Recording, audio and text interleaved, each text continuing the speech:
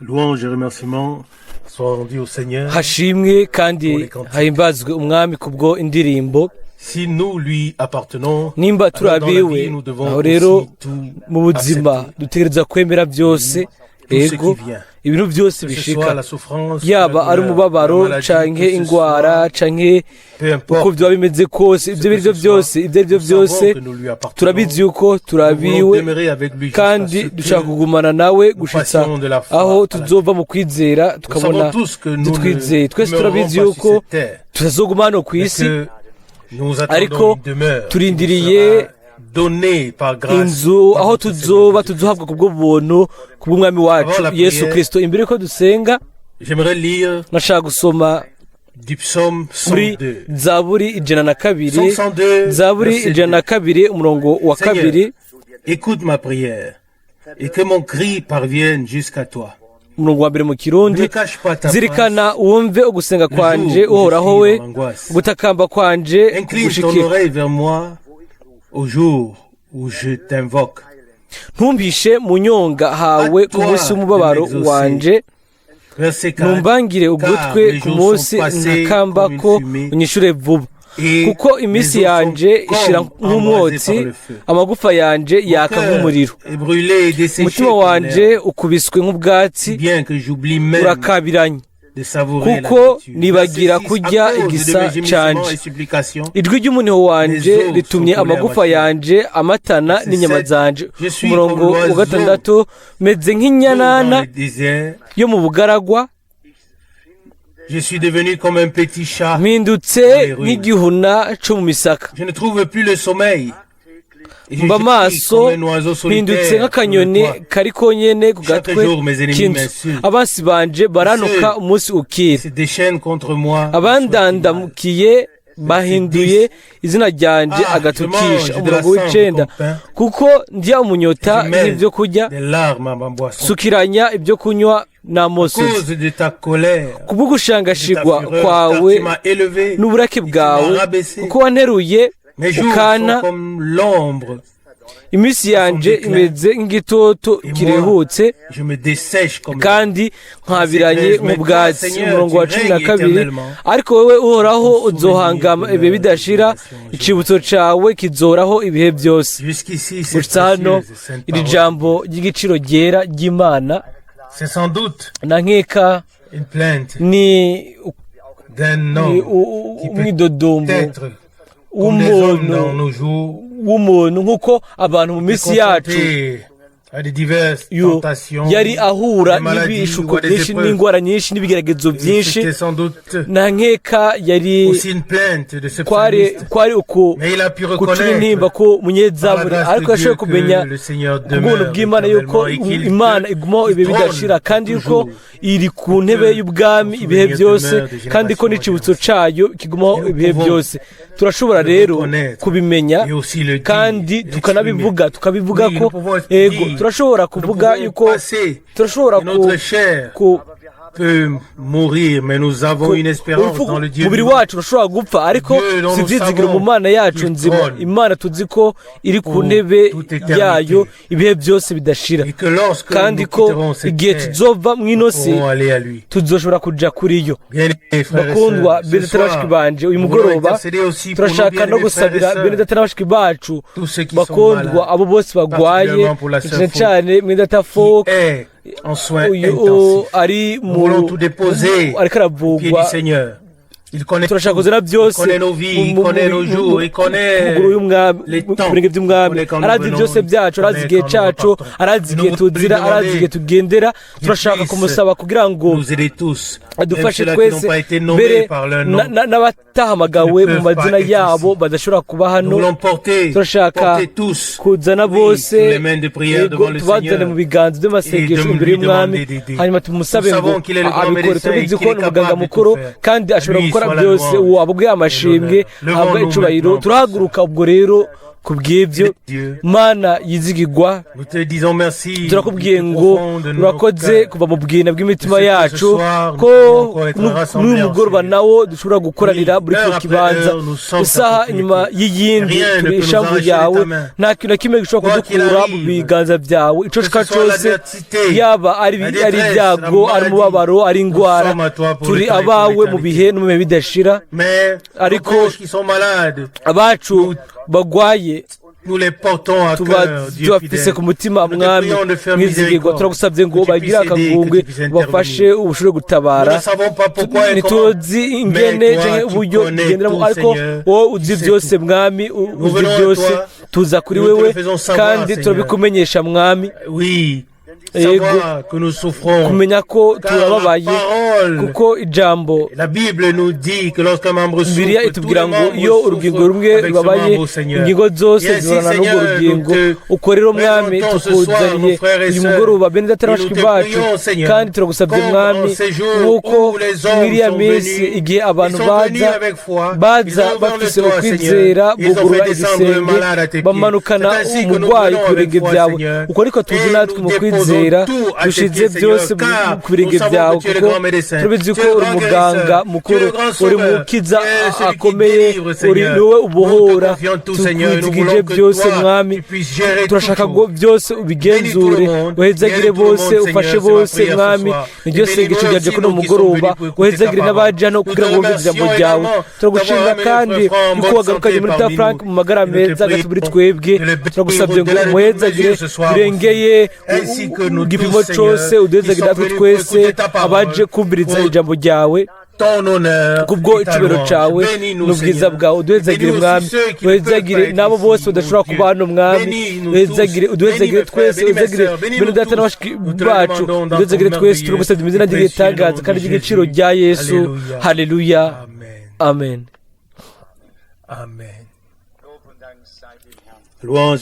guhimbazwa no gushimwa by'umwami ese ukuntu dushobora kuba abashima turi mu bumwe nk'umuryango munini mu bumwe bw'Imana turi umwe mu mwami tugakundana by'ibwina bamwe ku bandi atari mu majambo gusa kuko abandi bose barabikora ariko abo bose babyawe n'Imana uko ariko byanditswe kandi nshaka kubasomera uko nyine muri Yohana wa mbere 5 umurongo wa mbere igice cya mbere cya Yohana umurongo wa mbere cya 5 umurongo wa 5 wemera wese yuko Yesu Kristo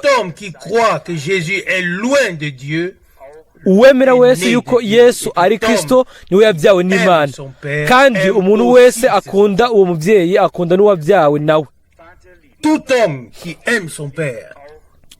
ukunda se akunda n'abana biwe mbega turabana bandi turi abana b'Imana kubw'ubuntu turi twacitse abana b'Imana kubw'ubuntu hanyuma birabonera bikavuga ku murongo wa 2 muri Yohana wa mbere 5 ngo iki nicyo kitumenyesha yuko dukunda abana b'Imana nitwakunda Imana tugakora ibyagezwe byayo kuko umurongo wa 3 ugukunda Imana ari uko nuko twitondera ibyagezwe byayo kandi ibyagezwe byayo ntibigora umurongo wa 4 ngo kuko icyabyawe n'Imana cyose kinesha isi iyi niyo ntsinzi yacu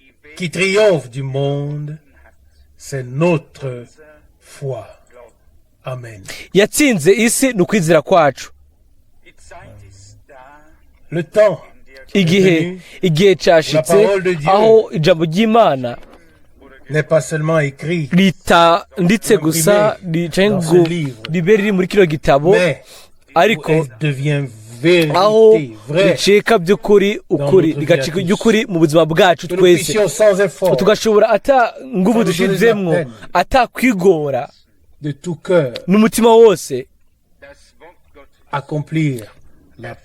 tugasohoza ijambo ry'Imana kandi tugakurikiza ibyo rivuga pas par contrainte, atari kuko pas par obligation. babiduhatiyemwo canke Nous n'aimons pas parce que canke ngo dutegetswe gukunda, ariko tugakunda kubera yuko twakunzwe, kandi ubwo tugashobora gukunda. Amen.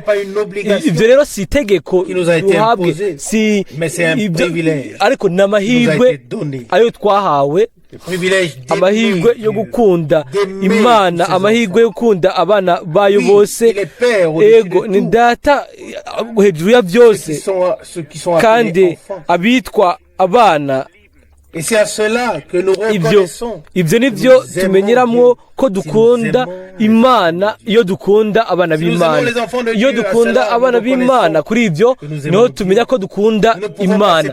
Ntidushobora gutandukanya ibyo bintu bibiri, urukundo rw'Imana n'urukundo kuri abo bose babyawe kuri bo, bavutse kuri yo. Ni ikintu kimwe, si ibipimo bibiri bitandukanye, si impundu zibiri zitandukanye, si ubwoko bubiri butandukanye bw'abana b'Imana, ariko kubyago n'Imana, tubyawe n'Imana, tugahamagarirwa kubaho kubw'ijambo, duhamagarirwa kubaho n'ijambo ry'ukuri, hanyuma tukaba twagenewe ukuri. Amen. Umurongo wa kabiri uvuga mu buryo budasanzwe, ikicumviro uri muri Yakobo igice cya mbere umurongo wa 18. Yakobo 18, Yakobo wa mbere 18, nk'uko yabigabiye ubwayo yatubyarishije ijambo ry'ukuri kugira ngo tube nk'umushuzo w'ibiremwa byose. Parmi ces créatures, nous savons tous que la rédemption a eu turabizi lieu twese yuko ugucungurwa kwabereye ku musaraba Golgotha, ukwiyozoza, ikigongwe, agakiza, ibyo byose byabereye ku musaraba i Golgotha. Nk'uko nyene turazi yuko ijambo ry'Imana n'urubuto rw'Imana rwashizwe mu mutima w'abategerezwa kwizera, kandi mwemu w'Imana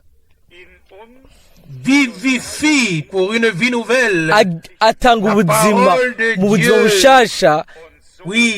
Ijambo ry'Imana muri twebwe, ijambo ry'Imana, ijambo ry'ukuri rivutsa, ribyara muri twebwe ubwo rubuto rw'Imana, ubuzima bushasha, ubuzima bw'Imana, uko bikatugira abahungu n'abakobwa b'Imana. Bitagenze nk'uko turi abantu bashobora kuvuga, bagasenga, bakaririmba ubuzima bwabo ibya Golgotha.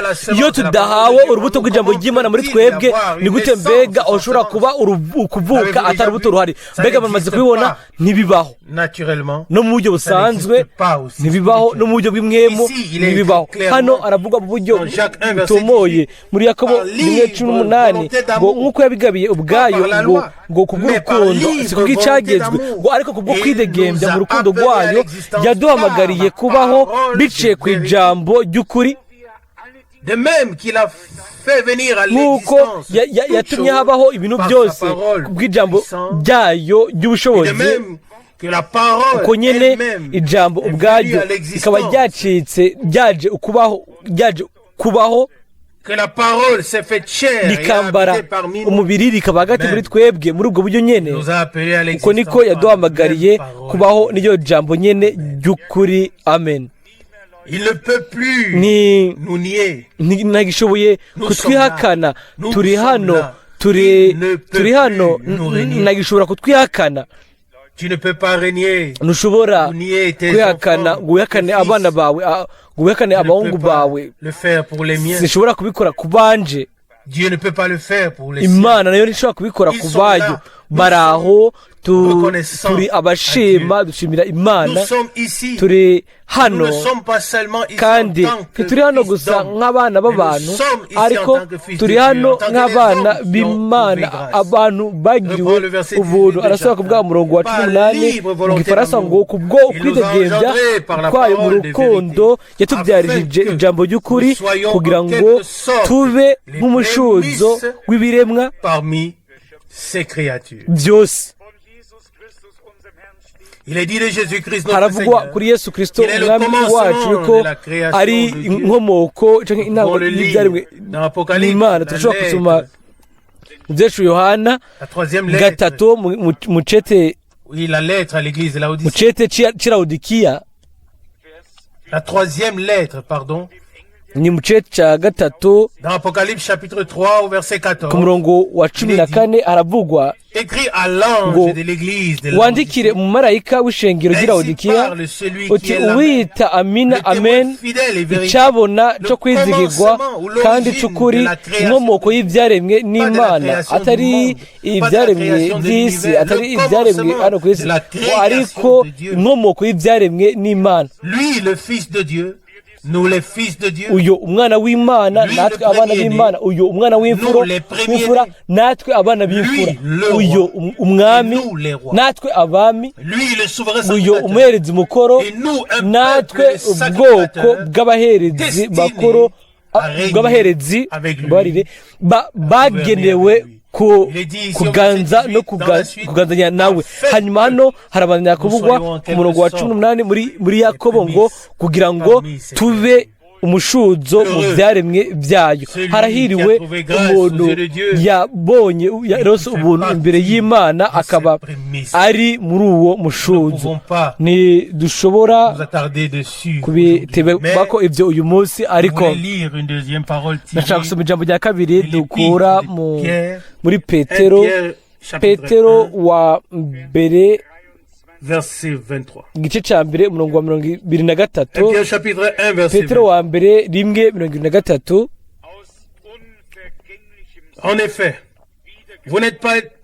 vous êtes nés de nouveau, non d'une semence corruptible, mais d'une semence incorruptible, c'est-à-dire la parole vivante et éternelle de Dieu. Mutabyawe n'imbuto ibora, ariko mwabyawe n'imbuto itabora. Ibyo gusa tugomba kubihabwa, atari uko dukeneye kubyigisha. Ukuvuga ubwa kabiri biratandukanye n'ikigongwe twemera kubwo kwizera, hamwe n'agakiza twemera kubwo kwizera. Ukuvuga ubwa kabiri biraba bikaba mu muntu yaje mu kwizera, akakira mu buryo azi ijambo ry'Imana muri we, mu kwizera nk'urubuto rw'Imana. Kandi bifatiye kuri urwo rubuto rw'Imana urutabora, bisigura ngo uruhoraho, biciye kuri urwo rubuto icyo uko niko avuka ngo aronke ubugingo budashira. Ariko ntidushaka kwibika cyane kuri ibyo. Haravugwa neza ijambo kurindi kwereza ry'umurongo wa 23 ngo ni kuvuga tubiheshejwe n'ijambo ry'Imana ririho rigahoraho, amaraso y'umwagazi, ijambo ry'Imana hamwe na mwemu w'Imana, byose bifise ikibanza cyabyo mu mugambi w'agakiza kandi no mu gikorwa cyo gucungurwa. nk'uko twamaze kubivuga, ikigongwe cyabaye kubera amajambo ahoraho y'Imana, ariko atakumeneka kw'amaraso nta kigongwe kibaho, nta kwiyuzuza kuriho, nk'uko biri mu Baheburayo 9:22. nicyo gituma amaraso yategerezwa kumeneka kubwo ukwiyuzuza, kubwo ikigongwe, ubuntu, agakiza. Hanyuma rero nyuma yaho birakwiye yuko ibyo bintu bibandanya.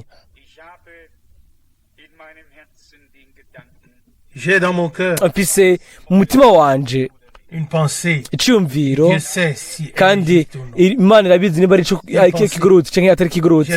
mbega ni ikihe cyumviro? mfise icyumviro yuko abantu bake cyane aribo bavutse bwa kabiri, bake cyane nimba banahari.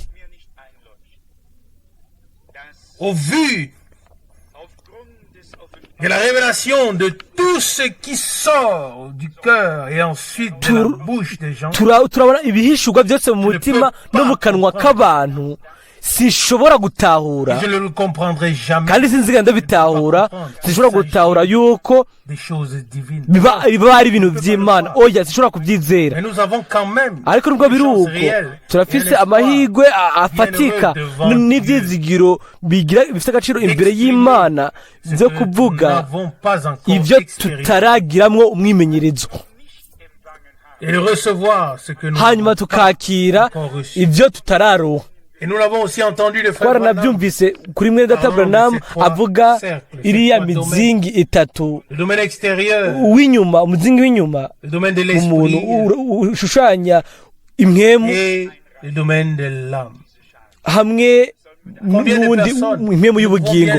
mbega nibanga turashobora mwita Branham parmi toutes ces personnes, muri abo bantu bose, mbega kubera iki tukwiyumvira ku bandi natwe ubwacu ibyo twishyiremo muri abo bandi bantu bose? ni bangahe bakoze ko, ni bangahe bahezagiwe bagahezagirirwa mu muzingi wa kabiri, mu mwemu bagasigwa, impano zikagaragara n'ibindi bintu byinshi. hanyuma mbega mu mutima hasohoka iki?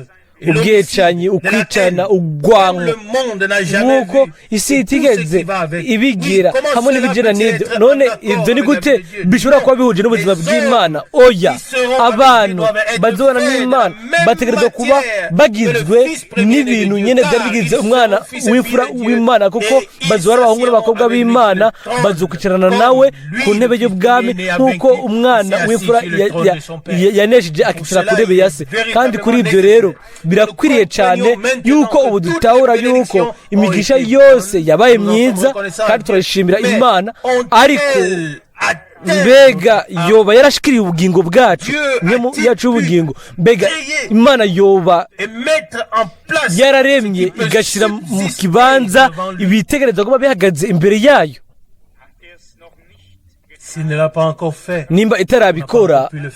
nimba itarabikora izobikora.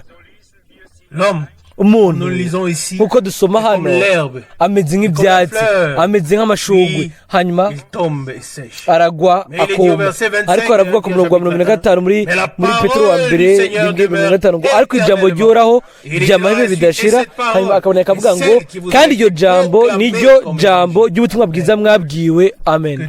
Imana utugire by'ukuri ubuntu bwo kongera ko cyangwa bwo kureka Imana yongere ko ibyo bintu byose ku kigongwe, ku buntu, hamwe n'ibintu byose twamaze kugiramwo umwimenyerezo.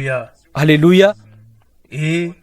kandi isengesho ryasomwe mu ntanga marara niko gutaka kwijwi, Zaburi 102 umurongo wa 2 ngo mwami bangira ugutwi gusenga kwanje, amasengesho yanje ashike kuri wewe, ntunyigeze, ntumbishe mu nyonga hawe ku munsi umubabaro wanje, numbangire ugutwi ku munsi ntakambako, unyishure vuba, ngo unyishure vuba. mu buryo busanzwe twokunze ko Imana misi yose yishura ubwo nyene mu buryo bwihuse. hano haravugwa ngo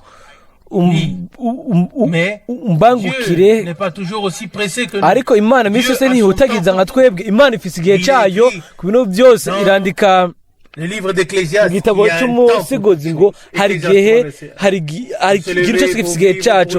mu busigozi 3 guvoka, gupfa n'ibindi byose, kuri byose hariho igihe cyabyo. kandi imbere aranditse ngo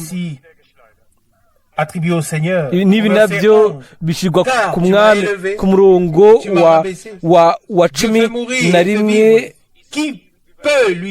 ngo wacishe bugufi. Imana irahagurutsa igacisha bugufi. mbega ninde yibwira ibyo igomba gukora? nayo nyine ubwayo igira byose. hahiriwe umuntu atayishavurira. haravugwa hano ku murongo wa 10 ngo kuko waneruye ukana, mu gifaransa ngo waranshize hejuru ucisha bugufi. niko Yobu yashobora kuvuga ngo umwami yaratanze kandi umwami yisubije. mbega nucashavurira umwami? oya sibyo. ariko hahimbazwe izina ry'umwami. guhimbaza umwami bigomba guhabwa umuntu abihawe n'Imana. nta muntu n'umwe muri twebwe ashobora kubizana. mbere n'umuntu yubaha Imana cyane tugomba kubihabwa n'Imana. turafise ibintu byinshi tugomba kwitega bivuye ku Mana. murashobora kunyizera. haravuga no ku murongo wa 10 muri Zaburi 102 ngo kubwo gushangashigwa kwawe n'uburake bwawe kuko wantoreye ukana iminsi yanjye imeze nk'igitutu kirehutse kandi nkabiranye nk'ubwatsi ariko wowe uhoraho uzohangama ibihe bidashira mbega ijambo ry'igitangaza dushira ibyizigiro byacu mu mwami tukamusaba ngo abangire ugutwi kwiwe atwumve atwishure atugirire ubuntu ngo twakire ibyo bintu byose ibyo tutararonka ibyo tutaragiramwo umwimenyerezo kandi bikwiriye kugira ngo tugume duhagaze imbere yayo kuko nibyo dushaka twese senze umuntu n'umwe aza atangarizwa ijambo ry'Imana kugira ngo gusa amare umwanya tuza hano kugira ngo twihweze kuzirikana ijambo ryose turabe amakoraniro yose nk'amahirwe yo kwitegura ngo umunsi w'ubwiza wo kugaruka umwami wacu. Haleluya.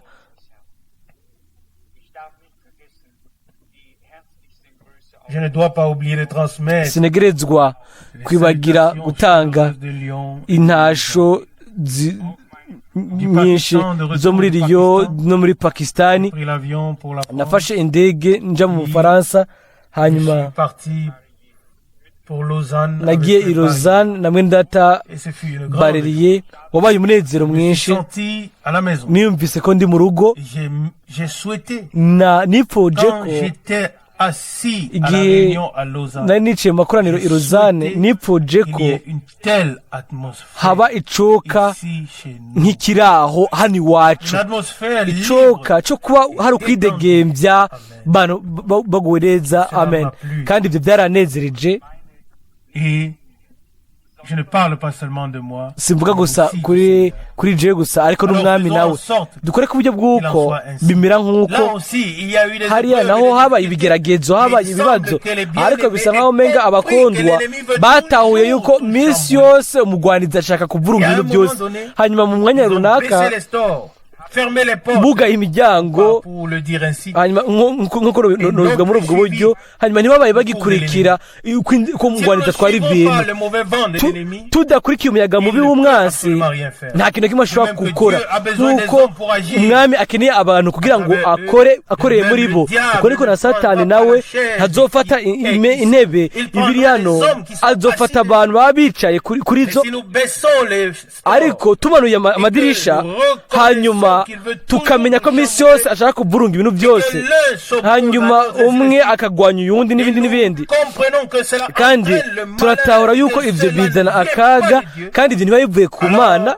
aho rero turugara yego byose biba byugaye mbese uko biri hanyuma tukiyugururira umwami hanyuma Imana ikabandanya natwe nta kundi kuntu byogenda.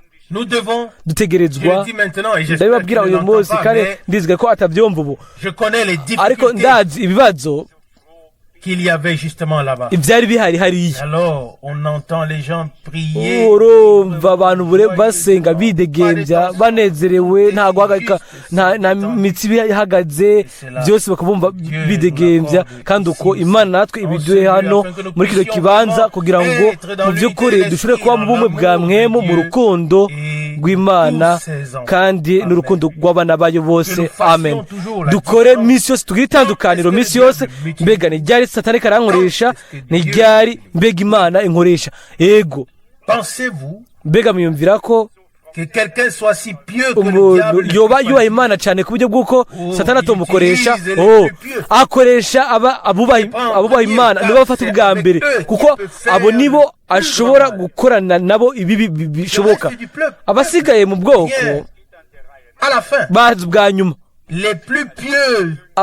abubaha cyane Imana bwa mbere hanyuma kubwo rutondo uko gushika abiyumvira ko atakimwe barico kumbure kuko ashobora gukorana bike n'abo bantu binyuma ariko tube abagaba cyane kandi simvuze ibi mu buryo bwo gufata binenegwa ibintu sinshaka kuvuga yuko nshatse gutwenza Satani akoresha cyane abana b'Imana kandi ibyo ntibikwiye gushika biteye isoni abana b'Imana ntibakorewe ibyo turi ngaha kugira ngo tube ikintu gihesha ishimwe icubahiro Imana kandi kandi ubuntu bwagaragaye muri twebwe ushobora kimwe gukora kimwe cyangwa ikindi twebwe nko kimwe dushobora gukora ikintu kimwe gusa nko kimwe tukareka tugakoreshwa n'Imana cyangwa na Satani. Mbega dushaka iki mbega ninde dutega ugutwi ni ibiganiro byacu nibiye mbega tujya he mbega turasamburana mbega tujahe tumeze gute? Ico ni kibazo gikomeye Imana itugire ubuntu kandi umuntu wese yibaze ico kibazo, mbega ndihehe, mbega ngendahe, mbega ndinde mbere umugisha, mbega mfasha mu bumwe, mbega nkora iki? Kandi ibyo twitwa imbere y'Imana mu masengesho akomeje kandi y'ukuri tukavuga tuti Mwami, ça ne peut pas continuer comme ça. Ntibishobora kubandanya ukubiri kuko ndi ngaha kugira ngo mbe ku ruhande rwawe Mwami mpezagira kandi nkoresha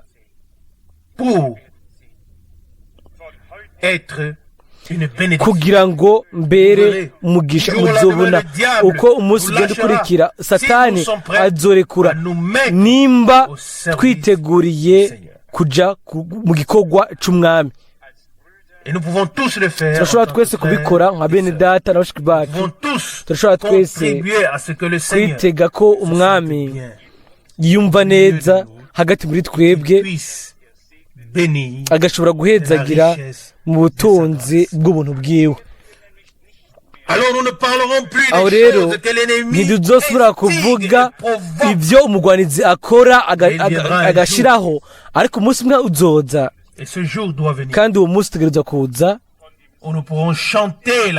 aho tuzoririmba intsinzi y'Imana mu mahema y'abagororotsi. Amen. Ibyo ntibikwiye kwandikwa gusa, ariko ibyo bitegereza gucika ibintu by'ukuri. Imana ibiduhe twese, iduhe icifuzo nk'iki mu bintu nk'ibyo.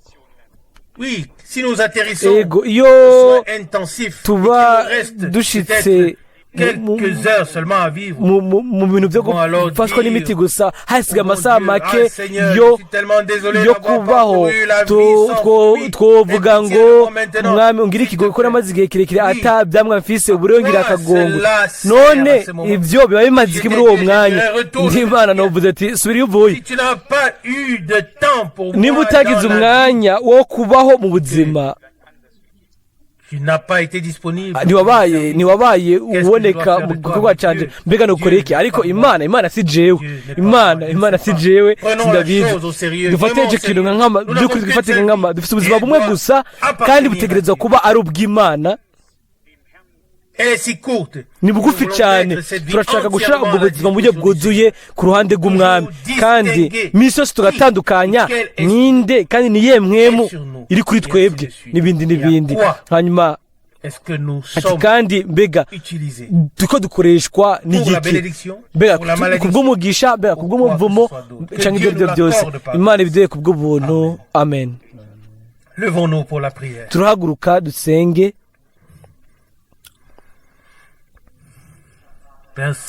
Data uri mu ijuru, ndagushimira n'umutima wose kubwo ijambo ry'igiciro ryawe ryo twumvirije.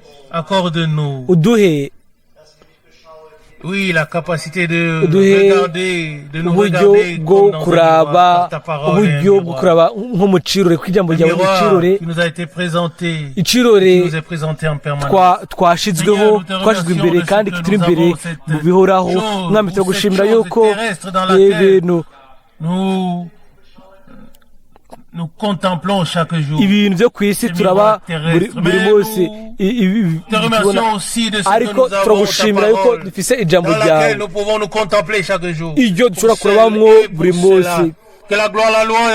Ugusenga no guhimbazwa bihabwe, utugire ikintu gihuje no kuri ivyiyumviro byawe Mwami. Ukure muri twebwe ibintu byose bitaguhimbara, udugire abanezerewe abidegembya, utugire by'ukuri ubwoko bwawe nyakuri. Ubu tareka ngo buzugagizwe ahantu hose, kuko urazi Mwami ariko bagukorera biva mu bwira bw'umutima ubimbe ubiduhe twese ndabigusabye mu izina rya Yesu. Mwita Frank nawe arasenga. Data uri mu ijuru, nanjye nifatanije n'isengesho rya mwene data umutima wanjye wose ndagusabye ngo ubyavutse muri jewe umutima utunganye, ibyumviro bitunganye, kandi ushobore kureba muri jewe ibishobora guhagarara imbere yawe. Mwami, ndashaka kuba ku ruhande rwawe, ndashaka kurongorwa na mwemu wawe, ndashaka yuko akanwa kanje kaba gasizwe kugira ngo shingire intahe ubuntu kandi n'ibyo wakoze. Haleluya. Mwami, ndasabye ibyo nyene umwe wese muri twebwe, ureme ikintu gishasha kubw'amaraso yawe, kubw'ijambo ryawe, kubw'amwemu wawe, kugira ngo ushobore kwishura mukuri nk'uko wari uri ejo n'uyu munsi ari kuri kandi ari kuhora ibihe bidashira. Amen, amen.